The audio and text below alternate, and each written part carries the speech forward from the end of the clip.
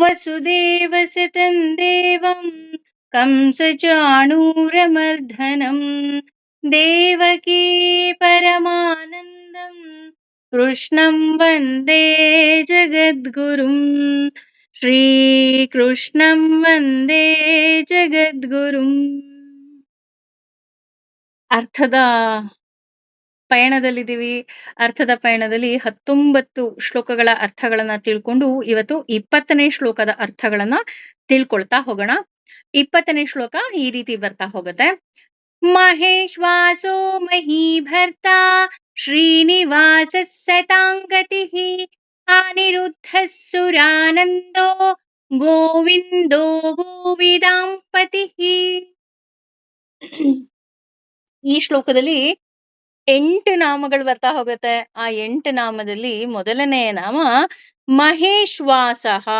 ಮಹಾ plus Ishu plus ಅಸ ಮಹೇಶ್ವಾಸ ಅಂತ ಆಗತ್ತೆ. ಇಲ್ಲಿ ಮಹಾನ್ ಬಿಲ್ಲನ್ನ ಹೊತ್ತ ಬಿಲ್ಲೋಜ ಅನ್ನೋ ಅರ್ಥ ಬರ್ತಾ ಹೋಗುತ್ತೆ. ಭಗವಂತನ ಅವತಾರದಲ್ಲಿ ಈ ನಾಮಕ್ಕೆ ಸಂಬಂಧಪಟ್ಟ ಹಲವಾರು ನಿದರ್ಶನಗಳನ್ನ ನಾವು ಕಾಣ್ತಾ ಹೋಗಬಹುದು. ಸೀತಾ ಸ್ವಯಂವರದಲ್ಲಿ ಶ್ರೀರಾಮ ಶಿವನ ಬಿಲ್ಲನ್ನ ಮುರಿತಾ ಹೋಗ್ತಾನೆ. ಹಾಗೆ ಬಿಲ್ಲು ಹಬ್ಬದಲ್ಲಿ ಶ್ರೀಕೃಷ್ಣ ಕಂಸ ಪೂಜಿಸುತ್ತಿದ್ದ ಶಿವನ ಧನಸ್ಸನ್ನ ಮುರಿದು ಕಂಸನ ಸಂಹಾರ ಮಾಡ್ತಾನೆ. ಹಾಗೆ ಶ್ರೀರಾಮ ಪರಶುರಾಮನಿಂದ ಪಡೆದ ವೈಷ್ಣವ ಧನಸ್ಸನ್ನ ಧರಿಸಿ ರಾವಣ ಮತ್ತೆ ಕುಂಭಕರ್ಣರನ್ನ ಸಂಹಾರ ಮಾಡ್ತಾ ಹೋಗ್ತಾರೆ. ಇಲ್ಲಿಗೆ ಸಂಬಂಧಪಟ್ಟ ಒಂದು ಸುಂದರವಾದ ಕತೆ ಅಂದ್ರೆ ನಮ್ಮೆಲ್ಲರಿಗೂ ಗೊತ್ತಿರೋ ಹಾಗೆ ಸೀತಾ ಸ್ವಯಂವರ ನಡೀತಾ ಇರ್ಬೇಕಾದ್ರೆ ರಾಮ ಬಿಲ್ಲನ್ನ ಮುರಿತಾನೆ. ಆ ಬಿಲ್ಲನ್ನ ದಶರಥ ಮಹಾರಾಜನಿಗೆ ಶಿವನಿಂದ ಪಡೆದು ಪರಶುರಾಮ ಕೊಟ್ಟಿದ್ದು ಅನ್ನೋ ಉಲ್ಲೇಖ ಬರ್ತಾ ಹೋಗುತ್ತೆ ಕೆಲವು ಆಧಾರದ ಮೂಲಕ. ಅಲ್ಲಿ ಸ್ಪರ್ಧೆ ಇದ್ದಿದ್ದು ಕೇವಲ ಬಿಲ್ಲಿಗೆ ಹಗ್ಗವನ್ನ ಬಿಗಿಬೇಕು, ಎತ್ತಬೇಕು ಅಷ್ಟೆ. ಆದ್ರೆ ಶ್ರೀರಾಮ ಆ ಬಿಲ್ಲನ್ನ ಎತ್ತೋದಷ್ಟೇ ಅಲ್ಲದೆ ಆ ದಾರವನ್ನ ಕಟ್ಟಬೇಕಾದ್ರೆ ಬಿಗಿಯಾಗಿ ಕಟ್ಟಿ ಆ ಬಿಲ್ಲನ್ನ ಮುರಿದು ಬಿಡ್ತಾನೆ. ಆಗ ಪರಶುರಾಮ ಪ್ರತ್ಯಕ್ಷರಾಗ್ತಾರೆ. ಪರಶುರಾಮ ಪ್ರತ್ಯಕ್ಷರಾಗಿ ಏನ್ ಮಾಡಿದೆ ನೀನು ಅಂತ ಕೋಪ ಸಹ ಮಾಡ್ಕೊಳ್ತಾರೆ. ಆಗ ರಾಮ ತುಂಬಾ ಸುಂದರವಾದ ಉತ್ತರವನ್ನ ಕೊಡ್ತಾನೆ. ಇಲ್ಲಿ ಒಂದು ಹೆಣ್ಣಿನ ಅಳಲಿತ್ತು ಅಂತ ಹೇಳ್ತಾ ಹೋಗ್ತಾರೆ. ಯಾಕೆ ಅಂತ ಅಂದ್ರೆ ಆ ಸೀತೆಗೆ ನಮ್ಮೆಲ್ಲರಿಗೂ ಗೊತ್ತಿರೋ ಹಾಗೆ ರಾಮನ ಮೇಲೆ ತುಂಬಾ ಮನಸ್ಸಿತ್ತು. ಯಾರಾದ್ರೂ ಬಿಲ್ಲು ಎತ್ತಲಿಕ್ಕೆ ಬರ್ತಾ ಇದ್ದ ಹಾಗೆ ಅವಳ ಮನಸ್ಸು ವಿಚಲಿತ ಆಗ್ತಿತ್ತಂತೆ. ಅಯ್ಯೋ, ಎಲ್ಲಿ ಇವರು ಈ ಬಿಲ್ಲನ್ನ ಎತ್ತಿ ಬಿಡ್ತಾರೋ, ಆ ಬಿಲ್ಲನ್ನ ಎತ್ತಿ ಎಲ್ಲಿ ನನ್ನನ್ನ ಈ ಸ್ವಯಂವರದಲ್ಲಿ ಗೆದ್ದು ಬಿಡ್ತಾರೋ ಅಂತ ವಿಚಲಿತರಾಗ್ತಿದ್ರಂತೆ. ಅದೇ ರೀತಿ ರಾವಣ ನಿಜ ಹೇಳ್ಬೇಕು ಅಂತ ಅಂದ್ರೆ ಅವನಿಗೆ ಇದ್ದಂತಹ ಶಕ್ತಿಗೆ ಆ ಶಿವನ ಧನಸ್ಸು ನಿಜವಾಗ್ಲೂ ಭಾರ ಆಗೇ ಇರ್ಲಿಲ್ಲ. ಇನ್ನೊಂದು ಪುರಾಣಗಳ ಪ್ರಕಾರ ಏನ್ ಹೇಳ್ತಾರೆ ಅಂದ್ರೆ ಅಲ್ಲಿ ರಾವಣ ಬಂದಿದ್ದು ಕೇವಲ ಸೀತೆಯನ್ನ ನೋಡೋದಿಕ್ಕೆ ಅಷ್ಟೇ ಅಂತಲೂ ಸಹ ಹೇಳ್ತಾ ಹೋಗ್ತಾರೆ. ಅಂದ್ರೆ ರಾವಣ ಗೊತ್ತಿತ್ತು ಆಕೆ ಮಗಳು ಅಂತಲೂ ಸಹ ಕೆಲವು ಉಲ್ಲೇಖಗಳು ಬರ್ತಾ ಹೋಗುತ್ತೆ. ಅದು ಹೌದಾ ಅಲ್ವಾ ಅಂತ ನಾವಿಲ್ಲಿ ಚರ್ಚೆ ಮಾಡೋದು ಬೇಡ, ಯಾಕೆಂದ್ರೆ ನಮ್ಮ ಪುರಾಣಗಳಲ್ಲಿ ಏನಿದೆಯೋ ಅದನ್ನ ನಾವು ಒಪ್ಕೊಳ್ತಾ ಹೋಗೋಣ. ಹಾಗಾಗಿ ಇಲ್ಲಿ ಸೀತಾ ಸ್ವಯಂವರದಲ್ಲಿ ಶಿವನ ಧನಸ್ಸನ್ನ ಭಗವಂತ ಮುರಿತಾನೆ. ಮುರಿದಾಗ ಪರಶುರಾಮರು ಅವರಿಗೆ ಪ್ರತ್ಯಕ್ಷ ಆಗ್ತಾರೆ. ಆಗ ಅಲ್ಲಿ ನಡೆದ ಎಲ್ಲ ಘಟನೆಯನ್ನ ಹೇಳಿದಾಗ ಪರಶುರಾಮರು ಮತ್ತೆ ಅವನಿಗೆ ವೈಷ್ಣವ ಧನಸ್ಸನ್ನ ಕೊಡ್ತಾರೆ. ಹಾಗಾಗಿ ಅದು ಶಾರ್ಂಗಧನ್ವ ಅಂತ ಹೇಳ್ತಾ ಹೋಗ್ತೀವಿ. ಹಾಗಾಗಿ ಇಲ್ಲಿ ಬಿಲ್ಲು ಮತ್ತೆ ಧನಸ್ಸು ಅಂತ ನಾವು ಏನಕ್ಕೆ ಇಲ್ಲಿ ಅಷ್ಟೊಂದು ಬರ್ತಿದೆ ಅಂತ ಅಂದ್ರೆ ಶಿವ ಧನಸ್ಸನ್ನ ಹರಿ ಹೇಗೆ ಎತ್ತದ ಅಂತಂದ್ರೆ ಆ ಬಿಲ್ಲು ಅಷ್ಟು ದೊಡ್ಡದ ಇತ್ಯಾದಿ ಪ್ರಶ್ನೆಗಳು ಸಾಮಾನ್ಯವಾಗಿ ಮೂಡ್ತಾ ಹೋಗುತ್ತೆ. ಇದರಲ್ಲಿ ಶಿವನ ಶಕ್ತಿ ಸನ್ನಿಹಿತರಾಗಿರುತ್ತೆ. ಅಂದ್ರೆ ಶಿವ ಮತ್ತು ವಿಷ್ಣುವಿನ ಶಕ್ತಿ ಇಬ್ಬರು ಸಹ ಒಬ್ಬರಲ್ಲಿ ಒಬ್ಬರು ಹಾಲಿನಲ್ಲಿ ಬೆಣ್ಣೆ ಬೆರೆತ ಹಾಗೆ. ಹಾಗಾಗಿ ಇಬ್ಬರಿಗೂ ಸಹ ಕಷ್ಟ ಆಗೋದೇ ಇಲ್ಲ. ಅಂದ್ರೆ ನಾವ್ ಹೇಳ್ತೀವಲ್ಲ ಶಿವನ್ ಧನಸ್ಸು ಎತ್ತು ಬಿಟ್ಟ ಅಂತ ಅಂದ್ರೆ ಹಾಗಿದ್ರೆ ರಾಮ ದೊಡ್ಡವನ ಅಥವಾ ಮಹಾವಿಷ್ಣು ದೊಡ್ಡವನ ಅಥವಾ ಆ ಕೃಷ್ಣ ಕಂಸನ ಧನಸ್ಸನ್ನ ಅದನ್ನೂ ಸಹ ಶಿವ ಧನಸ್ಸು ಅಂತಾರೆ, ಅದನ್ನು ಎತ್ತದ. ಹಾಗಾದ್ರೆ ಅವನಿಗೆ ಅಷ್ಟೊಂದು ಶಕ್ತಿ ಇತ್ತ ಅಂದ್ರೆ ಶಿವ ಮತ್ತೆ ವಿಷ್ಣು ಇಬ್ಬರು ಸಹ ಹಾಲಿನಲ್ಲಿ ಬೆಣ್ಣೆ ಇದ್ದ ಹಾಗೆ. ಹಾಗಾಗಿ ಇಬ್ಬರು ಒಬ್ರಿಗೊಬ್ರು ಸಮಾಗಮ ಇದ್ದ ಹಾಗೆ. ಅಂದ್ರೆ ಇವ್ರು ಜಾಸ್ತಿ, ಅವ್ರು ಕಮ್ಮಿ ಅಂತ ಸಾಧ್ಯನೇ ಇಲ್ಲ. ಶಿವನನ್ನ ಆರಾಧನೆ ಮಾಡಿದಾಗ ವಿಷ್ಣು ವರವನ್ನ ಕೊಡ್ತಾ ಹೋಗ್ತಾನೆ. ಹಾಗೆ ವಿಷ್ಣುವನ್ನ ಆರಾಧನೆ ಮಾಡಿದಾಗ ಶಿವ ವರವನ್ನ ಕೊಡ್ತಾನೆ ಅಂತ ಹೇಳ್ತಾ ಹೋಗ್ತಾರೆ. ಈ ರೀತಿ ಮಹಾಧನಸ್ಸುಗಳನ್ನ ಮುರಿದ, ಮಹಾನ್ ಧನಸ್ಸನ್ನ ಹಿಡಿದ ಹಾಗೂ ದುಷ್ಟ ಶಕ್ತಿಗಳನ್ನ ಸಂಹಾರ ಮಾಡಿದ ಭಗವಂತನನ್ನ ನಾವಿಲ್ಲಿ ಮಹೇಶ್ವಾಸ ಅಂತ ಹೇಳ್ತಾ ಹೋಗ್ತೀವಿ. ಹಾಗೇನೆ ಅರ್ಜುನನಲ್ಲಿ ಸನ್ನಿಹಿತನಾಗಿ ಗಾಂಧೀವ ಧನಸ್ಸನ್ನ ಹಿಡಿದು ಧರ್ಮ ಸ್ಥಾಪನೆಗೆ ಸಹಾಯ ಮಾಡಿದ ಭಗವಂತನನ್ನು ಸಹ ನಾವಿಲ್ಲಿ ಮಹೇಶ್ವಾಸ ಅಂತ ಹೇಳ್ತೀವಿ. ಅಂದ್ರೆ ಅರ್ಜುನನ ಧನಸ್ಸು ಹೆಸರು ಗಾಂಧೀವ, ಹಾಗೆ ರಾಮನ ಧನಸ್ಸಿನ ಹೆಸರು ಶಾರ್ಂಗಧನ್ವ ಅಂತಲೂ ಸಹ ಹೇಳ್ತಾ ಹೋಗ್ತಾರೆ. ಇನ್ನು ಮಹಿ ಭರ್ತ ಅಂತ ತೆಗೆದುಕೊಂಡ್ರೆ ಇಲ್ಲಿ ಮಹಿ ಅಂದ್ರೆ ಭೂಮಿ, ಭರ್ತ ಅಂದ್ರೆ ಧರಿಸಿದವ ಅಥವಾ ಪತಿ ಅನ್ನೋ ಅರ್ಥ ಬರ್ತಾ ಹೋಗುತ್ತೆ. ಭಗವಂತನನ್ನ ಶ್ರೀ ಮಾತೆಯ ಪತಿ ಎನ್ನಲಾಗುತ್ತದೆ. ಈ ಭೂಮಿಯ ಸಂಕರ್ಷಣ ಶಕ್ತಿಯ ಮೂಲಕ ಹಿಡಿದಿಟ್ಟು ನಿರಂತರ ಸಲಹುವ ಭಗವಂತನನ್ನ ಮಹೀಭರ್ತ ಅಂತ ಹೇಳ್ತಾ ಹೋಗ್ತೀವಿ.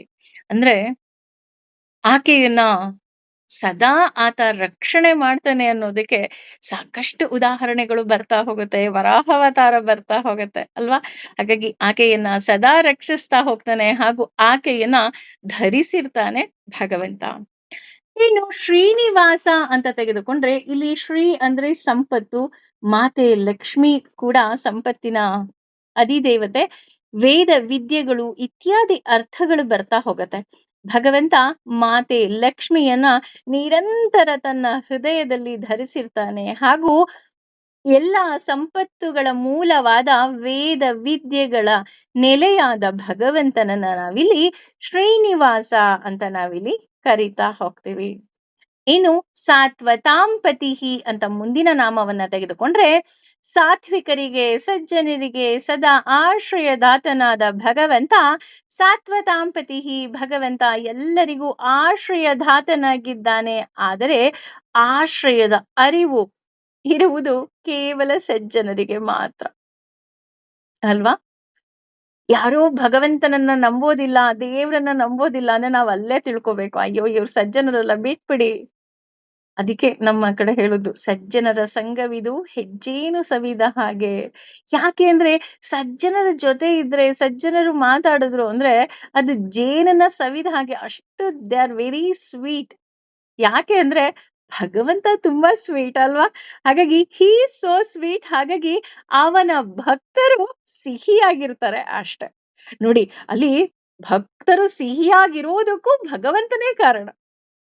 ಭಗವಂತನಿಂದ ಭಕ್ತರೇ ವಿನಃ ಭಕ್ತರಿಂದ ಭಗವಂತ ಖಂಡಿತ ಅಲ್ಲ.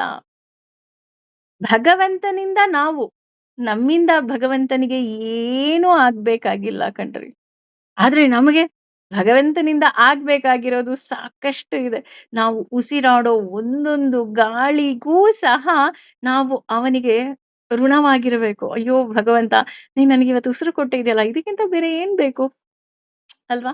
ಹಾಗಾಗಿ ಆ ಸಾತ್ವಿಕರಿಗೆ ಭಗವಂತನ ಅರಿವಿರುತ್ತೆ. ಹಾಗೆ ಆಶ್ರಮದ ಅರಿವಿಲ್ಲದಿದ್ದರೆ ನಾವು ಅಭದ್ರತೆಯ ಭಯದಲ್ಲಿ ಬದುಕ್ತಾ ಹೋಗ್ತೀವಿ. ಅದು ನಿಜ. ಯಾಕೆ ಅಂತ ಅಂದ್ರೆ ಭಗವಂತ ಇದ್ದಾನೆ, ಅವನ್ ನಮ್ ಕೈ ಹಿಡಿದಿದ್ದಾನಂದ್ರೆ ಎಲ್ಲಾ ಸರಿ ಹೋಗತ್ತೆ. ನಿನ್ನೆ ತಾನೇ ಮಾವಿನ ಹಣ್ಣಿನ ಕತೆ ಕೇಳಿದ್ವಿ ಆ ಹುಡುಗಿದು, ನಾನು ಹೇಳ್ದೆ ಅಂತ ಅನ್ಕೊಳ್ತೀನಿ. ಆ ಮಾವಿನ ಹಣ್ಣು ಬಿದ್ದು ಹೋಯ್ತು ಅಂದ್ರೆ ಇಟ್ಸ್ ಓಕೆ, ಅಲ್ಲಿ ಹುಳ ಇತ್ತು, ಭಗವಂತ ಇನ್ನೂ ಸುಂದರವಾದ ಹಣ್ಣನ್ನ ಕೊಟ್ಟ ಅನ್ನೋ ನಂಬಿಕೆ ನಮಗಿರ್ಬೇಕು. ಹಾಗಾಗಿ ಭಗವಂತನಿದ್ದಾನೆ ಅನ್ನೋ ಅಚ್ಚಲವಾದ ವಿಶ್ವಾಸ ಇದ್ರೆ ನಾವು ಸಂತೋಷವಾಗಿರ್ತೀವಿ. ನಮ್ಮ ಮುಖದಲ್ಲಿ ಒಂದು ದೊಡ್ಡ ಸ್ಮೈಲ್ ಇದೆ, ಅಥವಾ ನಮ್ಮಲ್ಲಿ ಒಂದು ಆತ್ಮವಿಶ್ವಾಸ ಇದೆ, ನಮ್ಮಲ್ಲಿ ಅವನಿದಾನೆ ಅನ್ನೋ ಒಂದೇ ಒಂದು ನಂಬಿಕೆ ಸಾಕು ನಮ್ಮನ್ನ ಇನ್ನಷ್ಟು ಮತ್ತಷ್ಟು ಪರಿಶುದ್ಧರನ್ನಾಗಿ ಮಾಡ್ತಾ ಹೋಗ್ತಾನೆ ಹಾಗೂ ನಮ್ಗೆ ಧೈರ್ಯ ತುಂಬ್ತಾ ಹೋಗ್ತಾನೆ. ಇನ್ನು ಅನಿರುದ್ಧ ಅಂತ ತೆಗೆದುಕೊಂಡ್ರೆ ಈ ಹಿಂದೆ ಭಗವಂತನ ಚತುರ್ರೂಪವನ್ನ ನಾವು ಆಲ್ರೆಡಿ ವಿಶ್ಲೇಷಣೆ ಮಾಡ್ಬಿಟ್ಟಿದ್ದೀವಿ. ಸೃಷ್ಟಿಯ ಆರಂಭದಲ್ಲಿ ಭಗವಂತ 4 ಕ್ರಿಯೆಗಳನ್ನ ಪ್ರತಿನಿಧಿಸುವ 4 ರೂಪದಲ್ಲಿ ವ್ಯಕ್ತವಾಗ್ತಾ ಹೋಗ್ತಾನೆ. ಅದು ಯಾವ್ಯಾವ್ದಪ್ಪ ಅಂದ್ರೆ ವಾಸುದೇವ, ಸಂಕರ್ಷಣ, ಪ್ರದ್ಯುಮ್ನ ಮತ್ತೆ ಅನಿರುದ್ಧ.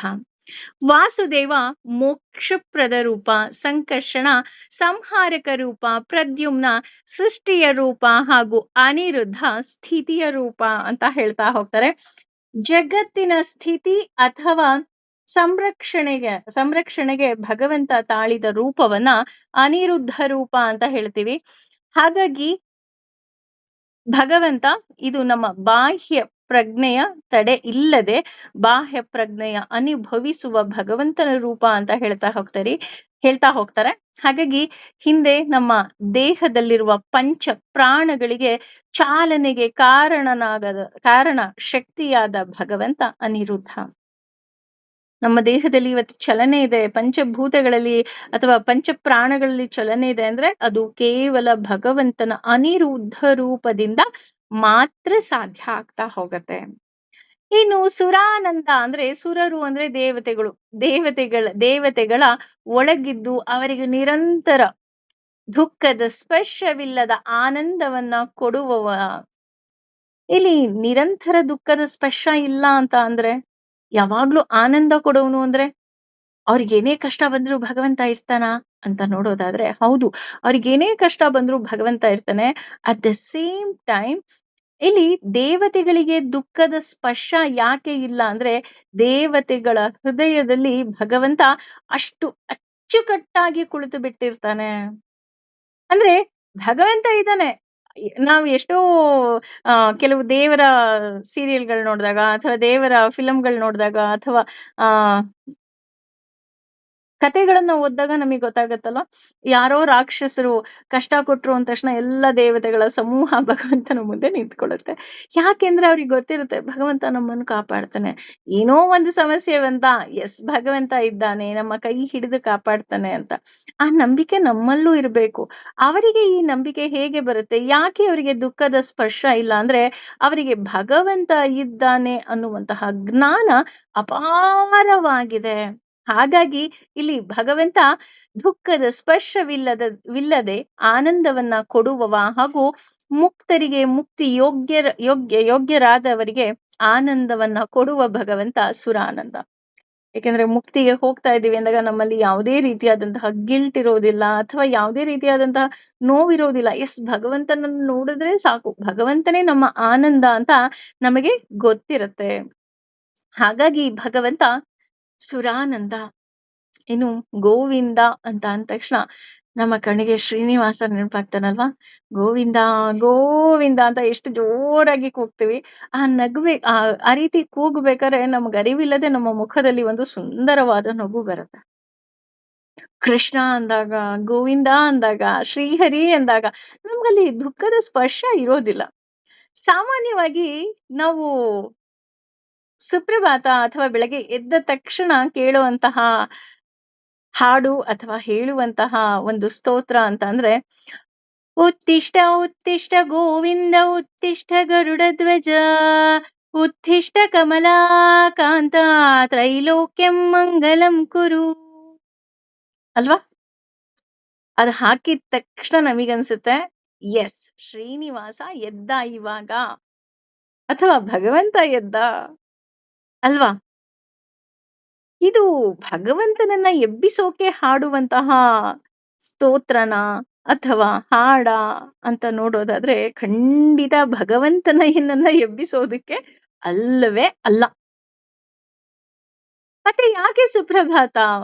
ಯಾಕೆ ಅಂತ ಅಂದ್ರೆ ಮುಖ್ಯವಾಗಿ ಅದು ನಮಗೆ ಎಚ್ಚರ ಸ್ಥಿತಿಯಲ್ಲಿ ನಮ್ಮ ಆಜ್ಞಾ ಚಕ್ರದಲ್ಲಿ 3ನೇ ಕಣ್ಣಾಗಿ ಕುಳಿತಿರುವ ಗೋವಿಂದ ಅಂತ ಹೇಳ್ತಾ ಹೋಗ್ತಾರೆ. ಒಳಗಣ್ಣಿನಿಂದ ನಮಗೆ ಮಾರ್ಗದರ್ಶನವನ್ನ ಕೊಡುವ ಶಕ್ತಿ. ಹಾಗಾಗಿ ನಾವು ಪ್ರಾತಃ ಕಾಲದಲ್ಲಿ ಹೇಳುವುದು ಉತ್ತಿಷ್ಟ ಉತ್ತಿಷ್ಟ ಗೋವಿಂದ ಉತ್ತಿಷ್ಟ ಗರುಡ ಧ್ವಜ ಅಂತ ನಾವು ಪ್ರಾರ್ಥನೆಯನ್ನ ಮಾಡ್ತೀವಿ. ಇದರ ಅರ್ಥ ಏನಪ್ಪಾ ಅಂದ್ರೆ, ನನ್ನ ಆಜ್ಞಾ ಚಕ್ರದಲ್ಲಿ ಕುಳಿತು ನನಗೆ ಮಾರ್ಗದರ್ಶನ ಮಾಡು ಅನ್ನುವಂತಹ ಅರ್ಥ ಇದರಲ್ಲಿ ಅಡಗಿರುತ್ತೆ. ಭಗವಂತ ನೀನಿಲ್ಲಿ ತಿರುಪತಿಯಲ್ಲಿ ಮಲ್ಕೊಂಡ್ಬಿಟ್ಟಿದ್ದೆ ರಾತ್ರಿ ಎಲ್ಲ, ನೀನ್ ಎದ್ದೇಳಪ್ಪ, ಭಕ್ತರು ಬರ್ತಾ ಇದಾರೆ ನೋಡು, ಸರತಿ ಸಾಲಲ್ಲಿ ನಿಂತಿದ್ದಾರೆ. ಖಂಡಿತ ಅಲ್ಲ, ರಾತ್ರಿ ನಾನು ಮಲಗಿದ್ದೆ. ನಾನು ಮಲಗಿ ಎದ್ದಿದ್ದೀನಿ. ನಾನು ಮಲಗಿ ಎದ್ದಾಗ ನನ್ನ ಆಜ್ಞಾಚಕ್ರದಲ್ಲಿ ನೀನು ಕೂತ್ಕೊಂಡಿದ್ಯಾ ಅಲ್ವಾ? ಇವತ್ತು ನೀನು ನನ್ನ ಕೈಯಲ್ಲಿ ಒಳ್ಳೆಯ ಕೆಲಸಗಳನ್ನ ಮಾಡು. ಹಾಗೇನೆ ಎಸ್ಪೆಷಲಿ ಊಟದ ಸಮಯದಲ್ಲಿ ನಮ್ಮ ಅಂತಃಕರಣದಲ್ಲಿ ಜಾಗೃತಿಗಾಗಿ ಗೋವಿಂದ ಸ್ಮರಣೆ ಮಾಡ್ತಾ ಹೋಗ್ತೀವಿ. ಅದೇ ರೀತಿ ಇಂದ್ರನ ಗೋವರ್ಧನ ಪರ್ವತನವನ್ನ ಎತ್ತಿ ಭಗವಂತ ಗೋವಿಂದ ಅನ್ನೋ ಸಂಬೋಧನೆ ಬಂತು ಅಂತಲೂ ಸಹ ಹೇಳ್ತಾ ಹೋಗ್ತಾರೆ. ಈ ಭೂಮಿಯ ಮೇಲೆ ಅನಂತ ರೂಪವನ್ನ ತಾಳಿದ ಭಗವಂತ ಗೋವಿಂದ. ಅಂದ್ರೆ ನಮ್ಮ ಆಜ್ಞಾಚಕ್ರದಲ್ಲಿರುವ ಭಗವಂತನನ್ನ ಎಬ್ಬಿಸಿ ಅವನಿಗೆ ಹೇಳಬೇಕು, ಭಗವಂತ ನನ್ನ ಕೈಯಲ್ಲಿ ಒಳ್ಳೆಯ ಕೆಲಸವನ್ನ ಮಾಡಿಸು. ಅದೇ ಉದ್ದೇಶದಿಂದಲೇ ನಾವು ಬೆಳಗ್ಗೆ ಎದ್ದೇಳ್ತಿದ್ದ ಹಾಗೆ ಫಸ್ಟ್ ಹೇಳುವುದು ಕರಾಗ್ರೆ ವಸತೆ ಲಕ್ಷ್ಮಿ, ಕರ ಮಧ್ಯೆ ಸರಸ್ವತಿ, ಕರಮೂಲೆ ಸ್ಥಿತೆ ಗೌರಿ, ಪ್ರಭಾತೆ ಕರದರ್ಶನಂ. ನನ್ನ ಕೈಯಲ್ಲಿ ಎಲ್ಲಾ ದೇವಿಯರಿದ್ದಾರೆ. ಇದು ಕರ್ಮೇಂದ್ರಿಯ. ನನ್ನ ಕೈಯಿಂದ ಎಷ್ಟು ಒಳ್ಳೆ ಕೆಲಸ ಮಾಡೋದಕ್ಕಾಗುತ್ತೋ ಅಷ್ಟೂ ಒಳ್ಳೆ ಕೆಲಸ ಮಾಡು. ಎಸ್ಪೆಷಲಿ ಈಗಿನ ಕಾಲದಲ್ಲಿ ಎಲ್ಲರ ಕೈಯಲ್ಲೂ ಸ್ಮಾರ್ಟ್ ಫೋನ್ ಇದೆ, ಎಲ್ಲರ ಕೈಯಲ್ಲೂ ಮೊಬೈಲ್ ಇದೆ, ಎಲ್ಲರ ಕೈಯಲ್ಲೂ ಇಂಟರ್ನೆಟ್ ಇದೆ. ಆದ್ರೆ ಕೆಲವರು ಬೇರೆ ವಿಷಯಕ್ಕೆ ಅದನ್ನ ವ್ಯರ್ಥ ಮಾಡ್ಕೊಂಡ್ರೆ, ಕೆಲವರು ಆನ್ಲೈನ್ ಕ್ಲಾಸಸ್ ಇರ್ಬೋದು, ಅಥವಾ ಭಗವಂತನ ಬಗ್ಗೆ ತಿಳ್ಕೊಳ್ಳೋದಿರ್ಬೋದು, ಅಥವಾ ಭಗವಂತನ ಬಗ್ಗೆ ಹುಡುಕೋದಿರ್ಬೋದು, ಭಗವಂತನ ಬಗ್ಗೆ ತಿಳಿದುಕೊಳ್ಳುವ ಪ್ರಯತ್ನದಲ್ಲೂ ಸಹ ನಮ್ಗೆ ಈ ಫೋನ್ ಯೂಸ್ ಆಗತ್ತೆ. ಅಂದ್ರೆ ನಮ್ಮ ಕೈ ಯಾವ್ದಕ್ ಹೋಗ್ಬೇಕು ಅಂದ್ರೆ ನಾವು ಭಗವಂತನ್ ಕೇಳ್ಬೇಕು, ಅಪ್ಪ ಏನೋ ಒಂದು ಗೇಮ್ ಆಡೋದಿಕ್ಕಲ್ಲ, ನಿನ್ನ ನಾಮಸ್ಮರಣೆ ಮಾಡೋದಿಕ್ಕೋಸ್ಕರ ನನಗೆ ಯೂಸ್ ಮಾಡೋ ಹಾಗೆ ಮಾಡಪ್ಪ ಅಂತ. ಅದೇ ರೀತಿ ಆಜ್ಞಾಚಕ್ರದಲ್ಲಿ ಕುಳಿತು ಭಗವಂತ ನಮಗೆ ಮಾರ್ಗದರ್ಶನವನ್ನ ಮಾಡ್ಬೇಕು. ನೋಡು, ಇಂಥ ಒಳ್ಳೆ ಕೆಲಸವನ್ನ ಮಾಡು ಅಥವಾ ಈ ಕೆಲಸವನ್ನ ಮಾಡಬೇಡ, ಈ ರೀತಿ. ಹಾಗಾಗಿ ಭಗವಂತನನ್ನ ಉತ್ತಿಷ್ಟ ಉತ್ತಿಷ್ಟ ಅಂತ ಹೇಳ್ತಾ ಹೇಳ್ತಾ ನಾವು ನಮ್ಮಲ್ಲಿರುವ ಭಗವಂತನನ್ನ ಜಾಗೃತ ಮಾಡ್ತೀವಿ. ತಕ್ಷಣ ಆ ಹಾಡು ಕೇಳಿದ ತಕ್ಷಣ ಇನ್ಮೇಲೆ ಹೇಳ್ಬೇಕು, ಎಸ್, ನನ್ನ ಆಜ್ಞಾಚಕ್ರದಲ್ಲಿ ಭಗವಂತ ಈಗ ಎಚ್ಚರಗೊಂಡು ನನ್ನ ಕೈಯಲ್ಲಿ ಒಳ್ಳೆ ಕೆಲಸವನ್ನ ಮಾಡಿಸ್ತಾನೆ. ನೋಡಿ, we have to surrender him. ಭಗವಂತ ಒಳ್ಳೆ ಕೆಲಸ ಮಾಡಿಸು. ಇನ್ನು ಗೋವಿದಾಂ ಪತಿಹಿ ಅಂತ ತೆಗೆದುಕೊಂಡ್ರೆ, ವೇದಗಳ ವೇದಗಳನ್ನ ತಿಳಿದವನು, ವೇದಗಳನ್ನ ಸಲಹುವವನು, ವೇದಗಳನ್ನ ತಿಳಿದವರನ್ನು ಸಹ ಸಲಹುವವನು ಹಾಗೂ ದೇವತೆಗಳ ಅಧಿಪತಿಯಾದ ಭಗವಂತ ಗೋವಿದಾಂಪತಿಹಿ ಅಂತ ನಾವಿಲ್ಲಿ ಹೇಳ್ತೀವಿ. ಆ ವೇದಗಳನ್ನ ಸಲಹುವುದಕ್ಕೋಸ್ಕರವೇ ಮತ್ಸ್ಯಾವತಾರದಲ್ಲಿ ಭೂಮಿಗೆ ಬಂದ ಭಗವಂತನನ್ನ ನಾವಿಲ್ಲಿ ಗೋವಿದಾಂಪತಿಹಿ ಅಂತ ನಾವಿಲ್ಲಿ ಹೇಳ್ತಾ ಹೋಗ್ತೀವಿ. ಇನ್ನು 21ನೇ ಶ್ಲೋಕಕ್ಕೆ ಹೋಗೋದಾದ್ರೆ, ಮರೀಚಿರ್ದಮನು ಹಂಸ ಸುಪರ್ಣೋ ಭುಜಗೋತ್ತಮಃ ಹಿರಣ್ಯನಾಭಸ್ಸುತಪಾಃ ಪದ್ಮನಾಭಃ ಪ್ರಜಾಪತಿಃ. ಇದರಲ್ಲಿ 9 ನಾಮಗಳು ಬರ್ತಾ ಹೋಗುತ್ತೆ. ಮೊದಲನೇದು ಮರೀಚಿಹಿ. ಮರೀಚಿಹಿ ಅಂತ ಅಂದ್ರೆ ಸೂರ್ಯ ಕಿರಣಗಳಲ್ಲಿ ಇದ್ದು ಪ್ರಾಣ ಶಕ್ತಿಯನ್ನ ವಿಶ್ವದ ಜೀವ ಜಾತಕಕ್ಕೆ ಕೊಡುವ ಭಗವಂತನನ್ನ ಮರೀಚಿಹಿ ಅಂತ ಹೇಳ್ತೀವಿ. ಮರಿ ಅಂದ್ರೆ ನೀರು, ಹಾಗೂ ನೀರು ತುಂಬಿದ ಮೋಡ ಅಂತ ಹೇಳ್ತಾ ಹೋಗ್ತಾರೆ. ಮೋಡಗಳಿಗೆ ಚಲನೆ ನೀಡುವಂತಹ ಹಾಗೂ ಮಳೆಯನ್ನ ಕೊಡುವ ಭಗವಂತನನ್ನ ನಾವು ಮರೀಚಿಹಿ ಅಂತ ಹೇಳ್ತಾ ಹೋಗ್ತಾರೆ. ಹಾಗೆ ಗೀತೆಯಲ್ಲಿ ಹೇಳೋ ಹಾಗೆ, ಯದಾದಿತ್ಯಗತಂ ತೇಜಂ ಜಗದ್ಭಾಸಯತೆ ಕಿಲಂ ಯಚ್ಛಂದ್ರಮಸಿ ಯಚ್ಛಾಗ್ನೌ ತತ್ತೇಜೋ ವಿದ್ಧಿ ಮಾಮಕಂ.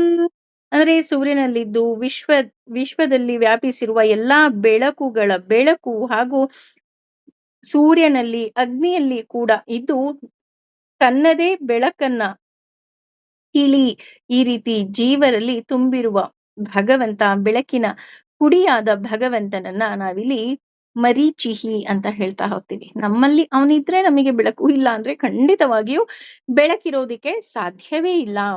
ಇನ್ನು ಧಮನಃ ಅಂತ ತೆಗೆದುಕೊಂಡ್ರೆ, ಸೂರ್ಯ ಕಿರಣನಲ್ಲಿ ಸನ್ನಿಹಿತನಾದ ಹಾಗೂ ಮೋಡಗಳ ರೂಪದಲ್ಲಿ ನೀರನ್ನ ಕೊಡುವ ಭಗವಂತ. ಪ್ರಳಯ ಕಾಲದಲ್ಲಿ ಅದೇ ಸೂರ್ಯ ಕಿರಣಗಳ ಮೂಲಕ, ಬೆಳಕಿನ ಮೂಲಕ ಜಲಪ್ರಳಯವನ್ನ ಧಮನ ಮಾಡಿ ಯೋಗ ನಿದ್ರೆಯನ್ನ ಅನುಭವಿಸುವ ಭಗವಂತ. ನಮ್ಗನ್ಸುತ್ತಲ್ವಾ, ಎಲ್ಲೋ ಒಂದ್ ಕಡೆ ಪ್ರಳಯ ಆಯ್ತು ಅಂದ ತಕ್ಷಣ ಭಗವಂತ ಏನ್ ಮಾಡ್ತಾ ಇದ್ದಾನೆ, ಮಲ್ಕೊಂಡ್ಬಿಟ್ಟಿದಾನ? ಹೌದು, ಅವನು ಪ್ರಳಯ ಕಾಲದಲ್ಲಿ ಯೋಗ ನಿದ್ರೆಯಲ್ಲಿ ಇರ್ತಾನೆ. ಯಾಕೆಂದ್ರೆ ಎಲ್ಲವನ್ನ, ಆ ಸ್ಥೂಲ ರೂಪದ ಜೀವಿಯನ್ನ ಸೂಕ್ಷ್ಮ ರೂಪದಲ್ಲಿ ತನ್ನ ಉದರದಲ್ಲಿ ಸಂಗ್ರಹಿಸ್ತಾ ಹೋಗ್ತಾನೆ. ಯೋಚನೆ ಮಾಡಿ. ಇನ್ನು ಸಜ್ಜನರಿಗೆ ಆತ ದಮ. ದಮ ಅಂದ್ರೆ ಇಂದ್ರಿಯ ನಿಗ್ರಹ ಶಕ್ತಿಯನ್ನ ಕರುಣಿಸುವವ. ಅದೇ ರೀತಿ ಧಮ ಅಂದ್ರೆ ದುರ್ಜನರಿಗೆ ದಮನ ಅಂದ್ರೆ ನಾಶ ಮಾಡುವ ಭಗವಂತ ಧಮನಃ. ಇವತ್ತು ಎಲ್ರಿಗೂ ಇರುತ್ತಲ್ವಾ ಭಗವಂತನ ನಾಮಸ್ಮರಣೆ, ಭಗವಂತನ ಬಗ್ಗೆ ಚಿಂತನೆ, ಹಾಗೆ ಏಕಾದಶಿ ಉಪವಾಸ ಅಥವಾ ಹಲವಾರು ವ್ರತಗಳನ್ನ ನಾನು ಆಚರಣೆ ಮಾಡಬೇಕು ಅಂದಾಗ ನಾನು ನನ್ನ ಇಂದ್ರಿಯಗಳನ್ನ ನಿಗ್ರಹ ಮಾಡಲೇಬೇಕು. ಎಸ್, ಇವತ್ ಏಕಾದಶಿ ಇದೆ, ನಾನು ಏನನ್ನೂ ತಿನ್ನಬಾರದು, ನಾನು ನಿಟ್ಟುಪವಾಸ ಮಾಡಬೇಕು. ಅಥವಾ ಇವತ್ತು ಏನೋ ಒಂದು ಶುಭ ಕಾರ್ಯ ಮನೆಯಲ್ಲಿ ಆಗ್ತಿದೆ, ನಾನು ಹೊರಗಡೆಯ ಆಹಾರವನ್ನ ಏನೂ ತಿನ್ನಬಾರ್ದು, ಅಥವಾ ಈರುಳ್ಳಿ ಬೆಳ್ಳುಳ್ಳಿ ಅಂದ್ರೆ ತಾಮಸ ಗುಣದ ಆಹಾರವನ್ನ ಸ್ವೀಕಾರ ಮಾಡಬಾರದು. ಅವತ್ತಿನ ದಿನ ಅದೇ ತಿನ್ಬೇಕು ಅಂತ ನಮಗೆ ಆಸೆ ಆಗತ್ತೆ. ಏಕೆಂದ್ರೆ ಬಾಯಿ ಕೇಳುತ್ತೆ, ನೀನ್ ದಿನಾ ಕೊಡ್ತಿದ್ಯಲ್ಲ ರುಚಿ ರುಚಿಯಾಗಿರೋದೇ ಕೊಡು ಅಂತ. ಅದೆಲ್ಲ ತಿನ್ಬಾರ್ದು ಅಂತ ನಾನು ಹೇಳ್ಬೇಕು ಅಲ್ವಾ? ಅದೇ ರೀತಿ ನಾನು ಸ್ವೀಕರಿಸುವ ಎಲ್ಲ ಆಹಾರವೂ ಸಹ ಭಗವಂತನ ಪ್ರಸಾದವಾಗಿರಬೇಕು ಅಂತ ನಾನು ನನ್ನ ಇಂದ್ರಿಯಗಳಿಗೆ ಹೇಳಬೇಕು. ಅದೇ ರೀತಿ ಇಂದ್ರಿಯ ನಿಗ್ರಹ. ಈಗ ನಮಗೆ ಕಾಲಿತ್ತು ಅಂದ್ರೆ ನಾವು ಪಬ್ಬಿಗಾರು ಹೋಗ್ಬೋದು, ಬಾರಿಗಾರು ಹೋಗ್ಬೋದು, ದೇವಸ್ಥಾನಕ್ಕಾರು ಹೋಗಬಹುದು ಅಲ್ವಾ? ಹೊಸ ವರ್ಷ ಆಚರಣೆ ಅಂದ ತಕ್ಷಣ ಎರಡೂ ರೀತಿಯಾದಂತಹ ಜನಗಳನ್ನ ನಾವು ನೋಡ್ತಾ ಹೋಗ್ತೇವೆ. ಆದ್ರೆ ಸಜ್ಜನರಿಗೆ ಆತ ದಮ ಅಂದ್ರೆ ಇಂದ್ರಿಯ ನಿಗ್ರಹವನ್ನ ಕೊಡ್ತಾನೆ. ಇಲ್ಲಪ್ಪ, ನಾನು ಹೊಸ ವರ್ಷ ಬಂತು, ನಾನು ಬೆಳಗ್ಗೆ ಎದ್ದೇಳ್ಬೇಕು, ನಾನು ದೇವಸ್ಥಾನಕ್ಕೆ ಹೋಗ್ಬೇಕು, ದೇವರ ನಾಮಸ್ಮರಣೆ ಮೂಲಕ ಹೊಸ ವರ್ಷವನ್ನ ನಾನು ಶುರು ಮಾಡಬೇಕು. ಅದೇ ರೀತಿ ದುರ್ಜನರಿಗೆ ಆತ ಧಮನ ಅಂದ್ರೆ ನಾಶ ಮಾಡ್ತಾ ಹೋಗ್ತಾನೆ. ಕರ್ಣನನ್ನ ನಾಶ ಮಾಡ್ದ, ರಾವಣ ಕುಂಭಕರ್ಣನನ್ನ ನಾಶ ಮಾಡ್ದ. ಈ ರೀತಿ ನಾಶ ಮಾಡುವ ಭಗವಂತ. ಇನ್ನು ಹಂಸ ಅಂತ ನಾವು ಮುಂದಿನ ನಾಮವನ್ನ ತೆಗೆದುಕೊಂಡ್ರೆ ದೋಷಹೀನ ಸಾರ ರೂಪ, ಹಾಗೆ ಸಂಸಾರವನ್ನ ನಾಶಗೊಳಿಸುವವ ಅಂತ. ಇಲ್ಲಿ ಸಂಸಾರವನ್ನ ಯಾಕೆ ನಾಶ ಮಾಡ್ತಾನಪ್ಪ ಅಂತ ಅಂದ್ರೆ ಎಲ್ಲರ ಒಳಗೂ ಅಂತರ್ಯಾಮಿಯಾಗಿ ಇರುವವನು ಹಾಗೂ ಎಲ್ಲೆಡೆ ತುಂಬಿರುವವನು ಆತ ಭಗವಂತ ಹಂಸ. ಅಂದ್ರೆ ನಾವು ಭಗವಂತನನ್ನ ಸೇರ್ಬೇಕು, ಭಗವಂತನಿಗೆ ನಾವು ಮುಕ್ತಿಯನ್ನ ಹೊಂದಬೇಕು ಅಂದಾಗ ನಮ್ಮನ್ನ ಈ ಸಂಸಾರವನ್ನ ನಾಶ ಮಾಡಿ ಅವನು ತನ್ನವರನ್ನಾಗಿ ನಮ್ಮನ್ನ ಸ್ವೀಕಾರ ಮಾಡ್ತಾ ಹೋಗ್ತಾನೆ ಭಗವಂತ. ಇನ್ನು ಸುಪರ್ಣ ಅಂತ ತೆಗೆದುಕೊಂಡ್ರೆ ಗರುಡನಲ್ಲಿ ಅಂತರ್ಯಾಮಿಯಾಗಿರುವವನು, ಹಾಗೆ ದುಃಖವಿರದ ಪರಿಪೂರ್ಣ ನಂದ ಸ್ವರೂಪನು, ಹಾಗೂ ಜೀವರಿಗೆ ಸಾಧನೆಯಿಂದ ಪೂರ್ಣತೆಯನ್ನೀಯುವವನು, ಅವರವರ ಯೋಗ್ಯತೆಗೆ ತಕ್ಕ ಹಾಗೆ ಪೂರ್ಣತೆಯನ್ನೀಯುವ ಭಗವಂತನನ್ನ ನಾವಿಲ್ಲಿ ಸುಪರ್ಣ ಅಂತ ಇಲ್ಲಿ ನಾವು ಹೇಳ್ತಾ ಹೋಗ್ತೀವಿ. ಯಾಕೆ ಅವರವರ ಯೋಗ್ಯತೆಗೆ ತಕ್ಕ ಹಾಗೆ ಅಂತ ಅಂದ್ರೆ ಯಾರಿಗೆ ಏನು ಬೇಕು ಅಂತ ಅವನಿಗೆ ಗೊತ್ತೇ ವಿನಃ ನಮಗೆ ಗೊತ್ತಿಲ್ಲ. ಇನ್ನು ಭುಜಗೋತ್ತಮಃ ಅಂತ ತೆಗೆದುಕೊಂಡ್ರೆ ಗರುಡನ ಹೆಗಲೇರಿ ಸಾರುವ ಹಿರಿಯ ತತ್ವ. ಇಲ್ಲಿ ಹಾವು ಅಂದ್ರೆ ನಾವಿಲ್ಲಿ ನಾಗರರಲ್ಲಿ ವಿಶೇಷವಾಗಿ ಸನ್ನಿಹಿತನಾದ ಭಗವಂತ ಪುರುಷೋತ್ತಮ ಭಗವಂತನನ್ನ ಭುಜಗೋತ್ತಮ ಅಂತ ನಾವಿಲ್ಲಿ ಹೇಳ್ತಾ ಹೋಗ್ತೇವೆ. ಇದನ್ನ ಆತ ಭಗವದ್ಗೀತೆಯಲ್ಲೂ ಹೇಳ್ತಾ ಹೋಗ್ತಾನೆ. ಹಾವುಗಳಲ್ಲಿ ವಿಶೇಷವಾಗಿ ನಾಗರರಲ್ಲಿ ನಾನು ಸನ್ನಿಹಿತನಾಗಿದ್ದೇನೆ, ಅನಂತನಲ್ಲಿ ಸನ್ನಿಹಿತನಾಗಿದ್ದೇನೆ ಅಲ್ವಾ? ವಿಶೇಷ ಶ್ರೇಷ್ಠತೆ ಯಾವ್ಯಾವ್ದ್ರಲ್ಲಿ ಇದೆ ಅಂತ ವರ್ಣನೆಯನ್ನ ಕೊಡ್ಬೇಕಾದ್ರೆ ಇದನ್ನೂ ಸಹ ಭಗವಂತ ಭಗವದ್ಗೀತೆಯಲ್ಲಿ ಹೇಳಿದ್ದಾನೆ. ಇನ್ನು ಹಿರಣ್ಯನಾಭ ಅಂತ ತೆಗೆದುಕೊಂಡ್ರೆ ಹಿರಣ್ಯ ಅಂದ್ರೆ ಚಿನ್ನ, ಆದ್ದರಿಂದ ಹಿರಣ್ಯನಾಭ ಅಂತ ಅಂದ್ರೆ ಚಿನ್ನದ ಮೊಟ್ಟೆಯಂತಿರುವ ಈ ಬ್ರಹ್ಮಾಂಡವನ್ನ ತನ್ನ ಹೊಕ್ಕಳಲ್ಲಿ ಧರಿಸಿರುವವನು ಅನ್ನೋ ಅರ್ಥ ಬರ್ತಾ ಹೋಗುತ್ತೆ. ಬ್ರಹ್ಮಾಂಡದ ಇನ್ನೊಂದು ಹೆಸರು ವಿರಾಟ ಅಂತ. ಅದರ ಅಂದ್ರೆ ಅದರಲ್ಲಿ ಥಳಥಳ ಹೊಳೆಯುವ ಚಿನ್ನದ ಮೊಟ್ಟೆ ಈ ಭೂಮಿ ಅಂತೆ. ಅಂದ್ರೆ ದೂರದಿಂದ ನೋಡಿದಾಗ ಇದು ಕಾಣುತ್ತಂತೆ. ಇದು ಚಿಂತನೆ ಅಂತ ಹೇಳ್ತಾ ಹೋಗ್ತಾರೆ. ಇನ್ನು ಇನ್ನೊಂದು ರೀತಿಯಲ್ಲಿ ವರ್ಣನೆ ಮಾಡ್ಬೇಕಾದ್ರೆ ಹಿರಣ್ಯ ಅಂದ್ರೆ ಹಿತವು, ರಮಣೀಯವು ಅನ್ನೋ ಅರ್ಥ ಕೊಡ್ತಾ ಹೋಗುತ್ತೆ.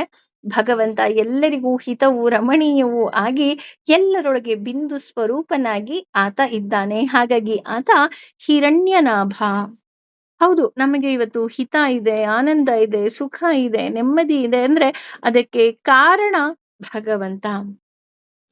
ಇನ್ನು ಸುತಪಃ ಅಂತ ತೆಗೆದುಕೊಂಡ್ರೆ, ಸುತಪ ಅಂತ ಅಂದ್ರೆ ಸಮೀಚೀನವಾದ ತಪಸ್ಸು ಮಾಡುವವ ಅನ್ನೋ ಅರ್ಥ ಬರುತ್ತೆ. ಇಲ್ಲಿ ತಪಸ್ಸು ಅಂದ್ರೆ ಒಂದು ಸಂಗತಿಯನ್ನ ಆಳವಾಗಿ ಚಿಂತಿಸಿ ಅದರ ತಳಸ್ಪರ್ಶ ತಳಸ್ಪರ್ಶಿ ಚಿಂತನ ಮಾಡುವುದು ಅಂತ. ಎಲ್ಲಾ ವಿಷಯಗಳನ್ನ ಗ್ರಹಿಸುವ ಹಾಗೂ ತಳಸ್ಪರ್ಶಿಯಾಗಿ ಜ್ಞಾನ ಉಳ್ಳ ಭಗವಂತ ಸುತಪ. ಈ ನಾಮವನ್ನ ಒಡೆದಾಗ ನಮಗೆ ಸುತ ಪ್ಲಸ್ ಪ ಅಂತ ಬರುತ್ತೆ. ಇಲ್ಲಿ ಸುತ ಅಂದ್ರೆ ಮಕ್ಕಳು, ಪ ಅಂದ್ರೆ ಪಾಲಿಸುವವನು. ಎಲ್ಲರೂ ಸಹ ನಾವು ಭಗವಂತನ ಮಕ್ಕಳೇ. ಎಲ್ಲರ ಮೇಲೂ ಆತನಿಗೆ ಮೇಲು ಕೀಳು ಅನ್ನೋ ಭಾವ ಖಂಡಿತವಾಗಿಯೂ ಇಲ್ಲ. ನಮ್ಮೆಲ್ಲ ಮಕ್ಕಳನ್ನ ಆತ ನಿಷ್ಪಕ್ಷಪಾತಿಯಾಗಿ ಆತ ಪೂರ್ಣ ಆ ಆಸಕ್ತಿಯಿಂದ ನಮ್ಮನ್ನ ಪಾಲನೆ ಮಾಡಿ ಸಲತಾ ಹೋಗ್ತಾನೆ, ಹಾಗೂ ನಮ್ಮ ಕರ್ಮಕ್ಕನುಸಾರವಾಗಿ ಆತ ಫಲ ಕೊಡ್ತಾ ಹೋಗ್ತಾನೆ. ನೀವ್ ಅನ್ಬೋದು, ಮಕ್ಳು ಅಂದ ತಕ್ಷಣ ಯಾರಿಗೆ ಬಡವರು, ಯಾಕೆ ಒಬ್ರಿಗೆ ಬಡವರು ಮಾಡಿದ್ರು, ಯಾಕೊಬ್ರನ್ನ ಶ್ರೀಮಂತರನ್ನಾಗಿ ಮಾಡಿದ್ರು? ಕಾರಣ ನಮ್ಮ ಕರ್ಮಾನುಸಾರಕ್ಕಾಗಿ ನಿಷ್ಪಕ್ಷಪಾತವಾಗಿ ಆತ ಅವರವರ ಪೂರ್ವ ಕರ್ಮಕ್ಕನುಸಾರವಾಗಿ ಫಲವನ್ನ ಕೊಟ್ಟು ಆತ ಸಲಹುತ್ತಾ ಹೋಗ್ತಾನೆ. ಇನ್ನು ಸು ಪ್ಲಸ್ ತಾ ಪ್ಲಸ್ ಪ, ಇದು ಎರಡು ರೀತಿ ನಾವು ವಿಂಗಡಿಸ್ತಾ ಹೋಗ್ತೀವಿ. ಇಲ್ಲಿ ಸು ಅಂದ್ರೆ ಸಮೀಚೀನವಾದ ಆನಂದ ಸ್ವರೂಪ, ತ ಅಂದ್ರೆ ತತಿ ಅಂದ್ರೆ ಹಬ್ಬುವುದು, ಜ್ಞಾನದ ಮೂಲಕ ಹಬ್ಬುವುದು, ಪ ಅಂದ್ರೆ ಸರ್ವ ಪಾಲಕನಾದ ಆನಂದ ಸ್ವರೂಪ. ಆದ್ದರಿಂದ ಸುತಪ ಅಂತ ಅಂದ್ರೆ ಸತ್ ಪ್ಲಸ್ ಚಿತ್ ಪ್ಲಸ್ ಆನಂದ, ಸಚ್ಚಿದಾನಂದ ಸ್ವರೂಪ ಭಗವಂತನನ್ನ ನಾವಿಲ್ಲಿ ಸುತಪ ಅಂತ ನಾವಿಲ್ಲಿ ಕರೀತಾ ಹೋಗ್ತೀವಿ. ಇನ್ನು ಪದ್ಮನಾಭ ಅಂತ ತೆಗೆದುಕೊಂಡ್ರೆ, ಈ ಬ್ರಹ್ಮಾಂಡವನ್ನ ತಾವರೆಗೆ ಹೋಲಿಸಿದಾಗ ಯಾರ ನಾಭಿಯಿಂದ ಈ ಪದ್ಮಾಕಾರವಾದ ಕಮಲ ಸೃಷ್ಟಿಯಾಗಿದೆಯೋ, ಅಂದ್ರೆ ಈ ಭುವನ ಸೃಷ್ಟಿಯಾಗಿದೆಯೋ, ಅವನನ್ನ ಇಲ್ಲಿ ನಾವು ಪದ್ಮನಾಭ ಅಂತ ನಾವಿಲ್ಲಿ ಕರೀತಾ ಹೋಗ್ತೀವಿ. ಇನ್ನು ಪ್ರಜಾಪತಿ ಅಂತ ತೆಗೆದುಕೊಂಡ್ರೆ, ಪ್ರಜಾಪತಿ ಅಂದ್ರೆ ಸಮಸ್ತ ಜೀವಜಾತಕಗಳ ಪತಿ. ಅಂದ್ರೆ ಒಂದು ಅರ್ಥದಲ್ಲಿ ಇಲ್ಲಿ ಪತಿ ಅಂದ್ರೆ ರಕ್ಷಕ. ಹಾಗಾಗಿಯೇ ನಾವು ನಮ್ಮ ಗಂಡಂದಿರನ್ನು ಸಹ ನಾವು ಪತಿ ಅಂತಾನೆ ಕರೆಯೋದು. ಯಾಕೆ ಅಂದ್ರೆ ಅವ್ನು ನಮ್ಮನ್ನ ರಕ್ಷಣೆ ಮಾಡ್ತಾನೆ, ಎಲ್ಲದರಿಂದನೂ ಆತ ರಕ್ಷಣೆ ಮಾಡ್ತಾನೆ ಅಂತ. ಚತುರ್ಮುಖ ಬ್ರಹ್ಮನನ್ನು ಪ್ರಜಾಪತಿ ಅಂತ ಹೇಳ್ತಾ ಹೋಗ್ತಾರೆ. ಜೀವ ಸ್ವರೂಪದ ಅಭಿಮಾನಿ ದೇವತೆಯಾದ ಚತುರ್ಮುಖನ ಒಳಗೂ ಇದ್ದು ಪ್ರಜಾಪತಿಯಾಗುವ ಭಗವಂತ. ಆದ್ರೆ ಚತುರ್ಮುಖನೂ ಕೂಡ ಒಬ್ಬ ಪ್ರಜ್ಞೆ. ಅಂದ್ರೆ ಸಮಸ್ತ ಜೀವ ಜಾತಕಗಳಲ್ಲಿ ಅವನು ಸಹ ನಮ್ಮನ್ನ ಕಾಪಾಡ್ತಾನೆ. ಹಾಗಾಗಿ ಚತುರ್ಮುಖನಲ್ಲೂ ರಕ್ಷಿಸುವ ಭಗವಂತನನ್ನ ಪ್ರಜಾಪತಿ ಅಂತ ನಾವಿಲ್ಲಿ ಹೇಳ್ತಾ ಹೋಗ್ತೀವಿ. ಇನ್ನು ಪ್ರಜಾ ಅಂದ್ರೆ ಇನ್ನೊಂದು ಅರ್ಥದಲ್ಲಿ ಜ್ಞಾನ ಅಂತ.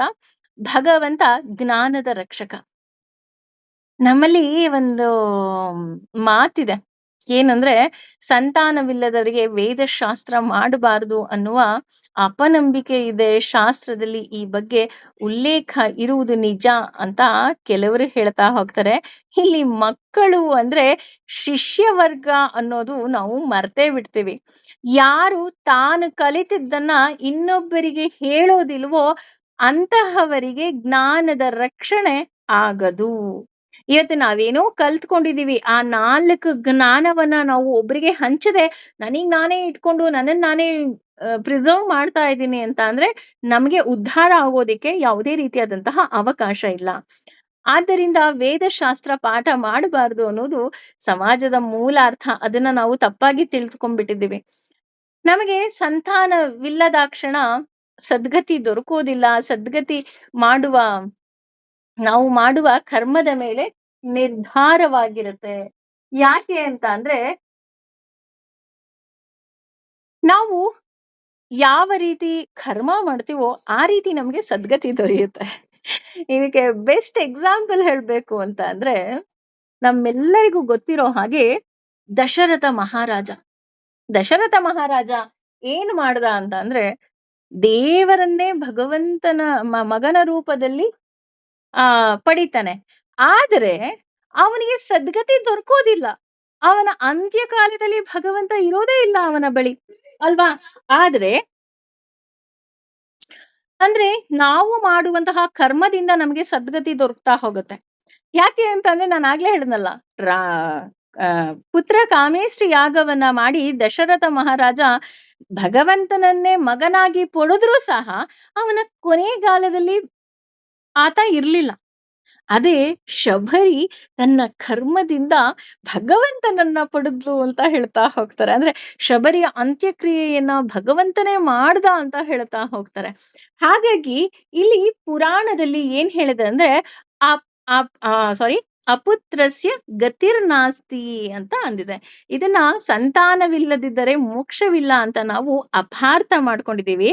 ಇದರ ನಿಜವಾದ ಅರ್ಥ ಏನು ಅಂದ್ರೆ, ನಾವು ಗಳಿಸಿದ ಜ್ಞಾನವನ್ನ ಮುಂದಿನ ಪೀಳಿಗೆಯ ಅಂದ್ರೆ ಪ್ರಜಾ ಅಂದ್ರೆ ಪ್ರಜ್ಞೆ ಅಂದ್ರೆ ಉಳ್ಳವರಿಗೆ ಕೊಡದೆ ಸತ್ತರೆ ಅದರಿಂದ ಸದ್ಗತಿ ಸಿಗದು.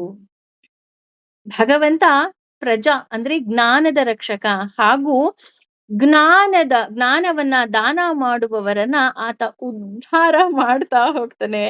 ಜ್ಞಾನ ದಾನ ಭಗವಂತನ ಜ್ಞಾನ ರಕ್ಷಣೆಯ ಅವಿಭಾಜ್ಯ ಅಂಗ ಅಂತ ನಾವಿಲ್ಲಿ ಹೇಳ್ಬಹುದು. ಅಂದ್ರೆ ಇಫ್ ಭಗವಂತ ನಮ್ಮ ಜೊತೆ ಇದ್ದ, ನಾವು ತಿಳಿದಂತಹ ಕೆಲವು ಜ್ಞಾನವನ್ನ ನಾವು ಹಂಚ್ತಾ ಇದ್ದೀವಿ, ನಾವು ಹೇಳ್ತಾ ಇದ್ದೀವಿ ಅಂದ್ರೆ ಅವರ ರಕ್ಷಣೆಯನ್ನ ಭಗವಂತನೇ ವಿಶೇಷವಾಗಿ ತಗೊಳ್ತಾನೆ ಅಂತ ಹೇಳ್ತಾ ಹೋಗ್ತಾರೆ. ಇದಕ್ಕೆ best best best best example ಯಾರು ಅಂತ ನೋಡೋದಾದ್ರೆ ನಮ್ಮ ಭೀಷ್ಮ ಪಿತಾಮಹ. ಅಷ್ಟವಸುಗಳಲ್ಲಿ ಒಬ್ಬ ಅಷ್ಟವಸು ತನ್ನ ಕರ್ಮದ ಫಲದಿಂದ ಗಂಗೆ ಮಾತೆಯ ಮಗನಾಗಿ ಹುಟ್ಟಿ ಕೊನೆಗೆ ಅವನಿಗೆ ಶಾಪ ಇರುತ್ತೆ, ನೀನು ಶರದ ಮೇಲೆ ಮಲಗಬೇಕು ಅಂತ. ಅದರ ಮೇಲೆ ಮಲಗಿರ್ತಾರೆ. ಅವರಿಗೆ ನೋಡಿ, ಅವರು ಇಚ್ಛಾಮರಣಿ, ಅವ್ರು ಯಾವಾಗ ಬೇಕಾದ್ರೂ ನನಗೆ ಸಾವು ಬರ್ಲಿ ಅಂತ ಕೇಳಬಹುದಿತ್ತು. ಆದ್ರೆ ಅಷ್ಟೆಲ್ಲ ಸಿಚುವೇಶನ್ ಇದ್ರು ಅಂದ್ರೆ ಹೇಳ್ತಾರೆ, ವಿಷ್ಣು ಸಹಸ್ರನಾಮವನ್ನ ಭೀಷ್ಮ ಪಿತಾಮಹ ಇದ್ದಂತಹ ಪರಿಸ್ಥಿತಿಯಲ್ಲಿ ಯಾರೂ ಹೇಳೋದಿಕ್ಕೆ ಸಾಧ್ಯನೇ ಇಲ್ಲ ಅಂತ. ಯಾಕೆಂದ್ರೆ ಬಾಣದ ಹಾಸಿಗೆಯ ಮೇಲೆ ಮಲಗಿದ್ದ ಅವರ ದೇಹ ಪೂರ್ತಿ ಕೃಶವಾಗೋಗಿತ್ತು. ಅವ್ರ ದೇಹದಲ್ಲಿ ಏನೂ ಇರ್ಲಿಲ್ಲ, ಶಕ್ತಿ ಇರ್ಲಿಲ್ಲ, ಒಂದ್ ಹನಿ ರಕ್ತ ಇರ್ಲಿಲ್ಲ. ಆದ್ರೆ ಅವರು ಇಚ್ಛಾಮರಣಿ ಆಗಿದ್ರಿಂದ ಅವ್ರಿಗೆ ಮರಣ ಇರ್ಲಿಲ್ಲ ಅಷ್ಟೆ. ಈಗ ಹೇಳ್ಬೇಕು ಅಂತ ಅಂದ್ರೆ ನಮ್ಮ ಈ ಆಡು ಭಾಷೆಯಲ್ಲಿ ಹೇಳ್ಬೇಕು ಅಂದ್ರೆ ICU ನಲ್ಲಿ ವೆಂಟಿಲೇಟರ್ ಅಲ್ಲಿ ಇದ್ದಂತಹ ವ್ಯಕ್ತಿ ಅಂತ ಹೇಳಿದ್ರೆ ಖಂಡಿತ ತಪ್ಪಾಗೋದಿಲ್ಲ, ಅದಕ್ಕಿಂತಲೂ ಜಾಸ್ತಿ. ಆದ್ರೆ ಯಾಕೆ ಅವ್ರ ಜೀವವನ್ನ ಇಟ್ಕೊಂಡಿದ್ರು, ಯಾಕೆ ಅವರು ಇಚ್ಛಾಮರಣಿ ಆಗಿದ್ರು, ಅವರು ಸಾವನ್ನ ತಗೊಳ್ಳಿಲ್ಲ ಅಂತ ನೋಡೋದಾದ್ರೆ ಭಗವಂತನ ಇಚ್ಛೆ ಇತ್ತು. ಏನಂತ ಇತ್ತು, ಅವರಿಗೆ ತಿಳಿದಂತಹ ಅಷ್ಟೂ ಜ್ಞಾನವನ್ನ ಅವರ ಮುಂದಿನ ಪೀಳಿಗೆಗೆ ಕೊಡಲೇಬೇಕು. ಮುಂದಿನ ಪೀಳಿಗೆ ಅಂದ್ರೆ ಕೇವಲ ನಮ್ಮ ಮಕ್ಕಳಲ್ಲ, ಅವರಲ್ಲಿ ಇದ್ದಂತಹ ಜ್ಞಾನ. ಅದಕ್ಕೆ ನಾವು ವಿಷ್ಣು ಸಹಸ್ರನಾಮ ಮೊದಲಿಗೆ ತಿಳ್ಕೊಬೇಕಾದ್ರೆ ನಾವು ಅರ್ಥ ಮೊದಲನೇ ಕ್ಲಾಸಲ್ಲಿ ವಿಷ್ಣು ಸಹಸ್ರನಾಮದ್ದು ಅದ್ರಲ್ಲಿ ನಾವು ಹೇಳ್ತೀವಿ, ಅಂದ್ರೆ ಯುಧಿಷ್ಠಿರನಿಗೆ ಅಂದ್ರೆ ಧರ್ಮರಾಯನಿಗೆ ಪಟ್ಟಾಭಿಷೇಕ ಆಗ್ಬೇಕಾದ್ರೆ ಭಗವಂತನ ತಲೆಯಲ್ಲಿ ಓಡ್ತಾ ಇರುತ್ತೆ, ಅಯ್ಯೋ ಜ್ಞಾನದ ದೀಪ ಯಾವಾಗ ನಂದು ಹೋಗುತ್ತೋ, ಇವರಿಗೆಲ್ಲ ಜ್ಞಾನ ಸಿಗಬೇಕು. ಆಗ ಆ ಕಥೆನ ನಾನಿಲ್ಲಿ ಮತ್ತೆ ಕಂಟಿನ್ಯೂ ಮಾಡಲ್ಲ, ಯಾಕಂದ್ರೆ ನಿಮ್ಗೆಲ್ಲ ಗೊತ್ತಿದೆ. ಅವರು ಹೋದಾಗ್ಲೂ ಭೀಷ್ಮ ಪಿತಾಮಹ ಹೇಳ್ತಾರೆ, ನಿನಗಿಂತ ದೊಡ್ಡ ಜ್ಞಾನಿ ಬೇಕಾ, ನೀನೇ ಎಲ್ಲವನ್ನ ಉಪದೇಶ ಮಾಡ್ಬೋದಿತ್ತಲ್ವಾ ಅಂತ. ಆಗ ಕೃಷ್ಣ ಒಂದು ಮಾತು ಹೇಳ್ತಾನೆ, ನನ್ನ ಜ್ಞಾನ ಏನಿತ್ತು ಅದು ನಾನು ಭಗವದ್ಗೀತೆಯ ಮೂಲಕ ಉಪದೇಶ ಮಾಡಿದೀನಿ. ಈಗ ನೀವು ನಿಮ್ಮ ಜ್ಞಾನವನ್ನ ಹಂಚಿ. ಯಾಕೆ ಅಂದ್ರೆ ನೀವು ಜ್ಞಾನ ಹಂಚಲಿಲ್ಲ ಅಂದ್ರೆ ನಿಮ್ಗೆ ಮುಕ್ತಿ ಇಲ್ಲ, ಮೋಕ್ಷ ಇಲ್ಲ. ಹೀ ಸೋ ಸ್ವೀಟ್. ಅವನು ಕುರುಕ್ಷೇತ್ರ ಯುದ್ಧದ ಮೊದಲ ದಿನಗಳಲ್ಲಿ ಭೀಷ್ಮ ಪಿತಾಮಹರನ್ನ ಶರದ ಮೇಲೆ ಮಲಗಿಸ್ತಾನೆ. ಯಾಕೆ ಅಂದ್ರೆ ಅವರ ಕೈಯಲ್ಲಿ ಇನ್ನಷ್ಟು ಪಾಪಗಳು ನಡಿಬಾರದು ಅಂತ. ಅಟ್ ದ ಸೇಮ್ ಟೈಮ್ ಅವರಿಗೆ ಮುಕ್ತಿ ಮೋಕ್ಷ ಹೇಗೆ ದೊರಕಬೇಕು ಅಂದ್ರೆ ತುಂಬಾ ಸುಂದರವಾಗಿ ಸಿಗಬೇಕು. ಯಾಕೆ ಅಂದ್ರೆ ಅವರ ಜ್ಞಾನವನ್ನು ಮುಂದಿನ ಪೀಳಿಗೆಗೆ ಹಂಚಲಿಲ್ಲ ಅಂದ್ರೆ ಅವರಿಗೆ ಮುಕ್ತಿ ಸಿಕ್ಕೋದಿಲ್ಲ ಅಂತ. ಹಾಗಾಗಿ ಅವರು ಹೇಳಿದಂತಹ ಭಗವಂತನ ಸಹಸ್ರನಾಮವೇ ಇವತ್ತು ವಿಷ್ಣು ಸಹಸ್ರನಾಮ. ಭೀಷ್ಮ ಪಿತಾಮಹ ಅದನ್ನ ಹೇಳಿದ ತಕ್ಷಣ ಈ ರೀತಿ ಜ್ಞಾನದ ಒಡೆಯ ಹಾಗೂ ಜ್ಞಾನದ ರಕ್ಷಕನಾಗಿರುವಂತಹ ಭಗವಂತ ಪ್ರಜಾಪತಿ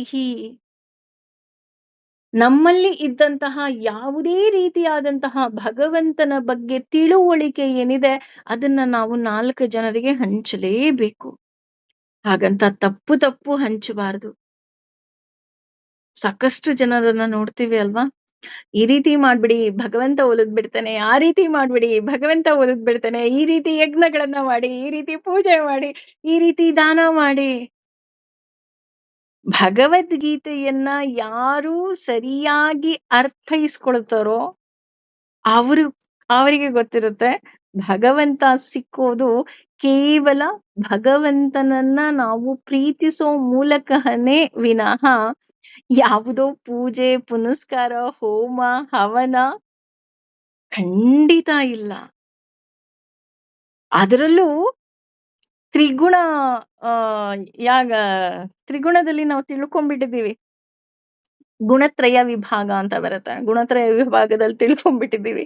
ನಾವು ಪೂಜೆ ಮಾಡ್ಬೇಕಾದ್ರೆ ಅದ್ರಲ್ಲೆಲ್ಲೋ ನನ್ನ ಸ್ವಾರ್ಥ ಅಡಗಿ ಅದು ತಮೋ ಗುಣಕ್ಕೆ ಹೋದ್ರೆ ಅದರ ಫಲವೂ ತಮೋ ಗುಣದ್ದೇ ಆಗಿರುತ್ತೆ ಅಂತ. ಅಲ್ವಾ? ರಜೋಗುಣ, ತಮೋಗುಣ, ಸಾತ್ವಿಕ ಗುಣ ಈ 3 ಗುಣದಿಂದ ಯಾವ ಗುಣದಿಂದ ಪೂಜೆ ಮಾಡ್ತೀವಿ ಅಥವಾ ಯಾವ ರೀತಿ ಫಲವನ್ನ ಬಯಸ್ಬೇಕು ಪ್ರತಿಯೊಂದು ಅದರಲ್ಲಿ ಇದೆ. ಅಲ್ವಾ? ಹಾಗಾಗಿ ಭಗವಂತನಿಗೆ ನಾವು ಶರಣಾಗಬೇಕೇ ವಿನಃ ಭಗವಂತ ಯಾವುದಕ್ಕೂ ನಮಗೆ ಒಲಿತಾನೆ ಅಂದ್ರೆ ಅದು ಸುಳ್ಳು. ಹಾಗಾಗಿ ಭಗವಂತ ಪ್ರಜಾಪತಿ ಅಂದ್ರೆ ನಮ್ಮನ್ನ ರಕ್ಷಣೆ ಮಾಡ್ತಾ ಹೋಗ್ತಾನೆ. ಯಾವ ಮೂಲಕ? ಜ್ಞಾನದ ಮೂಲಕ, ಜ್ಞಾನ ಕೊಡುವ ಮೂಲಕ ಅಂತ ಇಲ್ಲಿ ನಾವು ತಿಳ್ಕೋಬಹುದು. 20 ಹಾಗೂ 21 2 ಶ್ಲೋಕದ ಅರ್ಥಗಳನ್ನ ತಿಳ್ಕೊಂಡ್ವಿ. ಮುಂದಿನ ತರಗತಿಯಲ್ಲಿ ಮತ್ತಷ್ಟು ಅರ್ಥಗಳನ್ನ ತಿಳ್ಕೊಳ್ಳುವಂತಹ ನಿಟ್ಟಿನಲ್ಲಿ ಹೋಗೋಣ. ಸದ್ಯಕ್ಕೆ ಭಗವಂತ ನಮ್ಮನ್ನೂ ರಕ್ಷಣೆ ಮಾಡ್ಲಿ. ಸರ್ವಂ ಶ್ರೀ ಕೃಷ್ಣಾರ್ಪಣಮಸ್ತು. ಸರ್ವೇ ಜನ ಸುಖಿನೋ ಭವಂತು. ಸಮಸ್ತ ಸನ್ಮಂಗಲಾನಿ ಭವಂತು. ಭಗವಂತ ನನ್ನನ್ನೂ ಸಹ ಕೈ ಹಿಡಿದು ಕಾಪಾಡು ತಂದೆ ಅಂತ ಅವನಿಗೆ ನಾವು ಶರಣಾಗೋಣ. Thank you.